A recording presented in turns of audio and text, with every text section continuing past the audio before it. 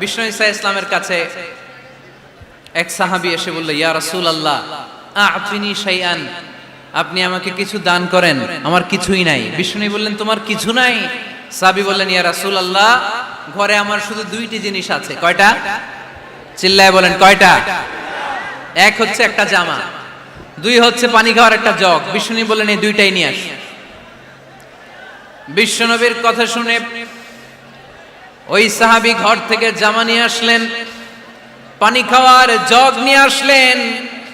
বিশ্বনবী সাল্লাল্লাহু আলাইহি ওয়াসাল্লাম ওনার মোবারক হাত দিয়ে এক হাতে জামা ধরে আরেক হাতে পানির জগটা ধরে সাহাবীদের দিকে উদ্দেশ্য করে বললেন, মাইয়াশতারি হাদাইন, এই দুইটা জিনিস কেনার মতো কে কে আছে দেখি? কয়েকজন হাত তুললো। বিশ্বনবী বললেন, কত দিয়ে কিনবা? এক সাহাবী বলে, ইন্নী আশতারিহিমা বিদিরহাম, ও নবী যদিও এগুলো আমার দরকার নাই, কিন্তু আপনি যেহেতু নিলামে ডাক তুলেছেন, ইয়া রাসূলুল্লাহ ইয়া হাবিবাল্লাহ, আপনার সম্মানে আমি 1 দিরহাম দিয়ে দুইটা জিনিস কিনে নেব। 1 দিরহাম, একটা জামা, একটা পানি খাওয়ার জগ, দাম কত? 1 দিরহাম। বিশ্বনবী বললেন, না না, 1 দিরহাম তো অনেক কম হয়ে যায়, মাইয়াজিদু আলা যালিক, এর চেয়ে বেশি দামে কে কিনবা? আরেক সাহাবী হাত তুলে বলতে লাগলো, ইয়া রাসূলুল্লাহ ইয়া হাবিবাল্লাহ ওয়া ইন্নী আশতারিহিমা বিদিরহামাইন, আমি এই জামাটার পানি খাওয়ার জগটা 1 দিরহাম নয় 2 দিরহামের বিনিময়ে কিনতে চাই। বিষ্ণু ঈসা ইসলাম ওই সাহাবাকে দিয়ে দিলেন। দিয়ে 2 দিরহাম নিয়ে যে লোকটা ভিক্ষা করতে এসেছিল তার হাতে 2 দিরহাম দিয়ে বললেন, যাও 1 দিরহাম দিয়ে ঘরে খাবার কিনে দিয়ে আসো, আরেক দিরহাম দিয়ে একটা কুঠার কিনে নিয়ে আসো। শুনতেছেন? কি কিনে নিয়ে আসো? কুঠার দিয়ে কি করে? গাছ কাটে। ওই সাহাবী কুঠার কিনে নিয়ে আসার পরে বিশ্বনবী নিজ হাতে কুঠারের মধ্যে একটা কাঠের হাতল লাগাই দিলেন। আল্লাহু আকবার! হাতল ছাড়া কুঠার ইউজ করা যাবে?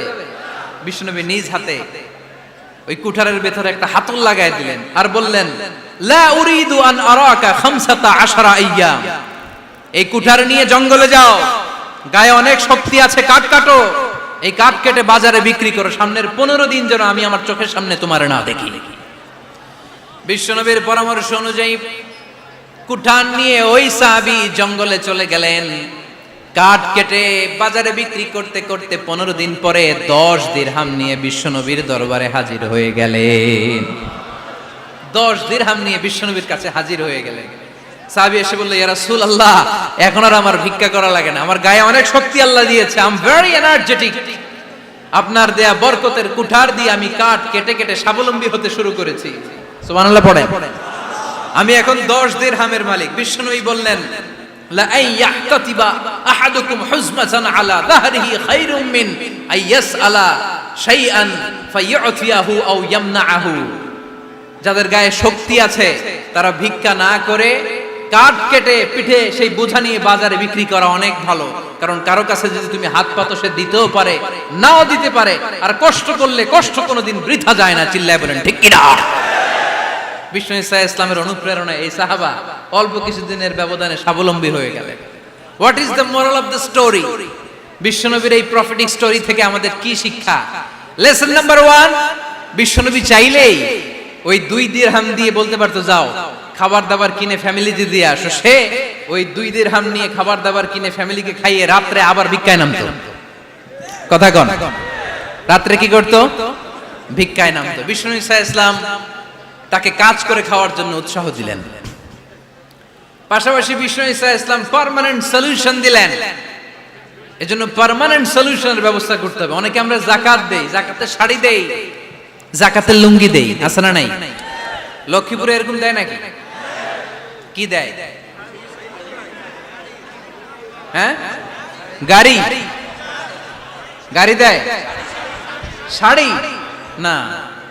যাকাতের শাড়ি, যাকাতের লুঙ্গি বলতে কোনো কথা ইসলামে নাই।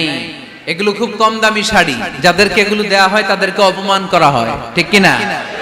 আল্লাহ বলেছেন, ওয়ালাকাদ কাররামনা বানি আদম, I have dignified the status of the sons of Adam, আমি আদমের সব সন্তানদেরকে সম্মানিত করেছি। সুবহানাল্লাহ পড়েন। আপনাদের চেয়ে সম্মানিত কেউ আছে? মানুষের চেয়ে সম্মানিত গোটা বিশ্বে আর কোনো মাখলুকাত আছে নাই।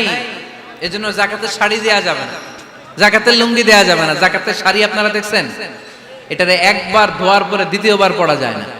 মশারি কি পাতলা, এর চেয়েও পাতলা। এই জন্য যাকাতের শাড়ি, যাকাতের লুঙ্গি বলতে ইসলামে কোনো পরিভাষা নাই। আপনাকে স্বাবলম্বী করে দেওয়ার চেষ্টা করতে হবে।